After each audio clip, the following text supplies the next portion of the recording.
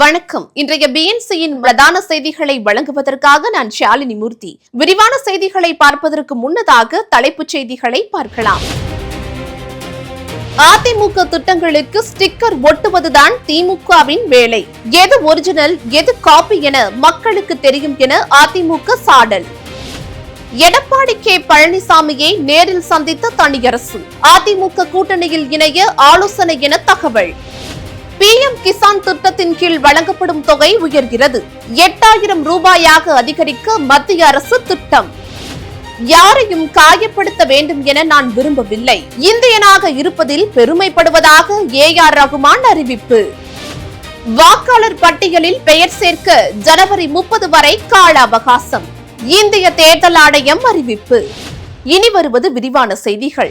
4.5 ஆண்டுகள் அஇஅதிமுக திட்டங்களுக்கு ஸ்டிக்கர் ஒட்டி வருவதை மட்டுமே திமுக அரசு வேலையாக வைத்துள்ளதாக அதிமுக கிண்டல் அடித்துள்ளது. எடப்பாடி கே பழனிசாமி வாக்குறுதி அளித்தால் அது செயலில் நடக்கும் என்று மக்களுக்கு நன்றாக தெரியும் என்பது திமுகவினருக்கே தெரியும் என்றும் அதிமுக தெரிவித்துள்ளது. அம்மா மருந்தகம் ஒரிஜினல், முதல்வர் மருந்தகம் காப்பி என்றும், அம்மா மினி கிளினிக் ஒரிஜினல் என்றும், மக்களை தேடி மருத்துவம் காப்பி என்றும் அதிமுக தெரிவித்துள்ளது. தாலிக்கு தங்கம் ஒரிஜினல் என்றும், அதை உல்டா செய்துதானே புதுமை பெண் திட்டம் என்றும் அதிமுக தனது அறிக்கையில் தெரிவித்துள்ளது.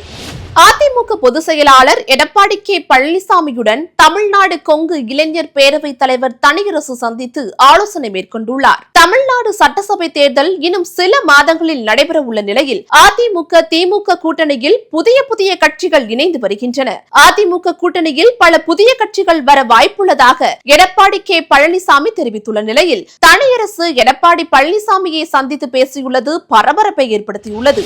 தேனி அருகே நடந்த விபத்து சம்பவத்தை கர்நாடக பக்தர்கள் மீதான தாக்குதலாக திரித்து சமூக ஊடகங்களில் வீடியோ வெளியிடப்பட்டுள்ளதாக தென்மண்டல IG விஜயேந்திர பிதாரி தெரிவித்துள்ளார். கர்நாடக பக்தர்கள் தமிழகத்தில் தாக்கப்பட்டதாக சமூக வலைதளங்களில் வீடியோ பரவியது. அதுகுறித்து அறிந்த தேனி காவல் கண்காணிப்பாளர் ஸ்னேக பிரியா விபத்து மற்றும் போலீஸ் நடவடிக்கை குறித்து விளக்கி சாம்ராஜ் நகர் காவல் கண்காணிப்பாளருக்கு கடிதம் ஒன்றை அனுப்பியுள்ளார்.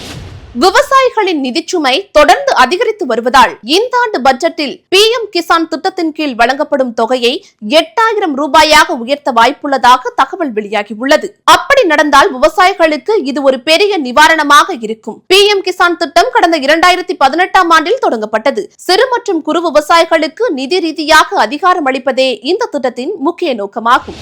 குடியரசு தின விழா வரும் 26ஆம் தேதி கோலாகலமாக கொண்டாடப்பட உள்ள நிலையில் மெரினா கடற்கரை காமராஜர் சாலையில் ஒத்திகை நிகழ்ச்சி நடைபெற உள்ளதை முன்னிட்டு ஜனவரி 21, 23 ஆகிய தேதிகளிலும் போக்குவரத்து மாற்றம் செய்யப்பட்டுள்ளது. வரும் 26ஆம் தேதி குடியரசு தினத்தன்று போக்குவரத்து மாற்றம் செய்யப்பட்டுள்ளது. இந்த நாட்களில் காமராஜர் சாலையில் காந்தி சிலை முதல் போர் நினைவு சின்னம் வரை காலை 6 மணி முதல் நிகழ்ச்சி முடியும் வரை வாகனங்கள் அனுமதிக்கப்பட மாட்டாது என தெரிவிக்கப்பட்டுள்ளது. யாரையும் காயப்படுத்த வேண்டும் என நான் விரும்பவில்லை என்றும் தனது நேர்மையை மக்கள் புரிந்து கொள்வார்கள் என நம்புகிறேன் எனவும் இசை புயல் AR ரகுமான் கூறியுள்ளார். பாலிவுட் சினிமா துறை மதவாதம் சார்புள்ளதாக மாறிவிட்டது. கடந்த 8 ஆண்டுகளில் அதிகார கட்டமைப்பில் ஏற்பட்ட மாற்றம் இதற்கு காரணமாக இருக்கலாம். படைப்பாற்றல் இல்லாதவர்களிடம் முடிவெடுக்கும் அதிகாரம் உள்ளதாக தெரிவித்தது சர்ச்சையை ஏற்படுத்தியுள்ளது. இதற்கு பதிலளிக்கும் வகையில் பேசியுள்ள AR ரகுமான், நான் இந்தியனாக இருப்பதில் பெருமிதம் கொள்கிறேன் என்றும் ஜெய்ஹிந்த் ஜெய்ஹோ என்றும் தெரிவித்துள்ளார். தமிழகத்தில் வாக்காளர் பட்டியலில் பெயர் சேர்ப்பதற்கான கால அவகாசம் நேற்றுடன் நிறைவடைந்த நிலையில் வாக்காளர் பட்டியலில் பெயர் சேர்க்க ஜனவரி 30ஆம் தேதி வரை அவகாசத்தை நீடித்துள்ளது தேர்தல் ஆணையம். இதுவரை மொத்தம் 13 லட்சம் பேர் வாக்காளர் பட்டியலில் பெயர் சேர்க்க விண்ணப்பித்துள்ளனர். இறுதி வாக்காளர் பட்டியல் வரும் பிப்ரவரி 17ஆம் தேதி வெளியிடப்பட உள்ளது. இறைச்சி விற்பனை கடைகளில் கோழி இறைச்சி 320 ரூபாய் முதல் 360 ரூபாய் வரை விற்கப்படுகிறது. தோல் நீக்கிய கோழி இறைச்சி சில இடங்களில் 380 ரூபாய் வரை விற்பனை செய்யப்படுகிறது. கடந்த 1ஆம் தேதி முதல் கோழிக்கறி வளர்ப்பில் ஈடுபட்டுள்ள விவசாயிகள் வேலைநிறுத்த போராட்டத்தில் ஈடுபட்டுள்ளதால் கோழிக்கறியின் விலை அதிரடியாக உயர்ந்துள்ளது.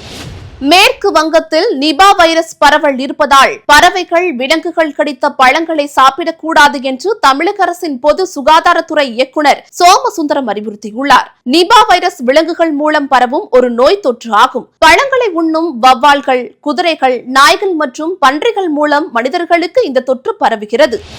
தை அமாவாசை தினத்தை முன்னிட்டு ஞாயிறன்று ராமேஸ்வரம், கோடியக்கரை உள்ளிட்ட புனித நீர்நிலைகளில் பக்தர்கள் நீராடி முன்னோர்களுக்கு தர்ப்பணம் அளித்தனர்.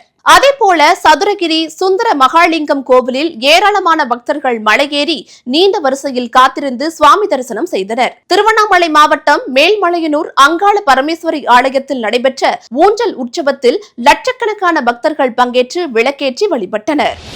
இத்துடன் செய்திகள் நிறைவடைகின்றன. அண்மை செய்திகளை உடனுக்குடன் தெரிந்து கொள்ள எப்பொழுதும் BNC டைம்ஸ் சேனலுடன் இணைந்திருங்கள். நன்றி.